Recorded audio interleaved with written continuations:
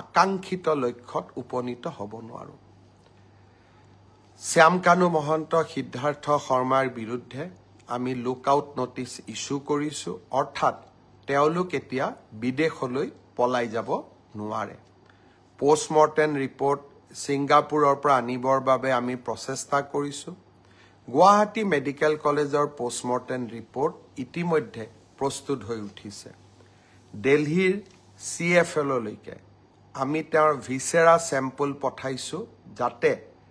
তেওঁৰ শৰীৰত কোনোবাই বিষ প্ৰয়োগ কৰিছিল নেকি তাৰ বিষয়ে যাতে আমি জানিব পাৰো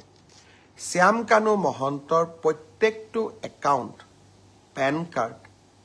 তেওঁৰ ক্ৰেডিট কাৰ্ড আমি সকলো ফ্ৰিজ কৰিছো যাতে তেওঁ বহু দিনলৈ বাহিৰত থাকিব নোৱাৰে আৰু 6 অক্টোবৰৰ দিনাখন লৈকে যদি সিদ্ধাৰ্থ শৰ্মা আৰু শ্যামকানু মহন্ত নাহে অসম পুলিচে আপ্ৰাণ প্ৰচেষ্টা কৰিব তেওঁলোক যতেই আছে তাৰ পৰা আমি উভতাই অসম ভূমিলৈ লৈ অহাৰ বাবে আৰু আপোনালোকৰ হাততো কিবা তথ্য থাকিলে আপোনালোকেও আমাক সহযোগিতা কৰিব জুবিন ৰাইজৰ সম্পদ জুবিনক ন্যায় দিয়াৰ দায়িত্ব প্ৰত্যেক গৰাকী অসমবাসী ৰাইজৰ কৰ্তব্য আমি কেইজন মানে এই দায়িত্ব মূৰত তুলি ল'ব নালাগে এই দায়িত্ব 3 কোটি অসমৰ জনতাই আজি মূৰত তুলি লৈছে আৰু জনতাৰ প্ৰতিনিধি হিচাপে এই দায়িত্ব মই নিষ্ঠাৰে আৰু সততাৰে সৈতে পালন কৰিম প্ৰতিটো মুহূৰ্ত আজি কোনোবা এজন বেলেগ সিদ্ধাৰ্থ শৰ্মা আহি পাব দিল্লীত আমি উৰা বাতৰি উলিয়াই দিম যে 10 বিট বহি থকা ব্যক্তি এইজনেই হয় দুটা আৰু এটা উৰা বাতৰি উলিয়াই দিম শ্যামকানু মহন্ত গুৱাহাটীতে বহি আছে মই ভাবো উৰা বাতৰি আমাৰ মনবোৰ অশান্ত কৰিব এখন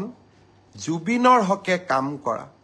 নিষ্ঠাৰে কাম কৰিব বিচৰা চৰকাৰ আৰু অসমৰ মুখ্যমন্ত্ৰী আপোনালোক সামাজিক মাধ্যমত নেপালৰ উদাহৰণ দিয়া হৈছে আমি অসমত লাচিতৰ উদাহৰণ দিম আমি অসমত আমি মহাৰাজ পিথুৰ উদাহৰণ দিম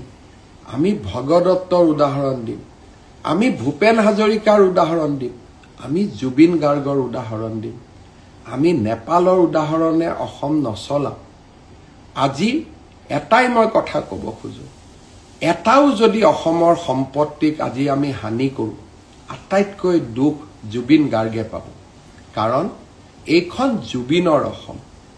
আমাৰ সকলোৰে জননী আৰু জন্মভূমি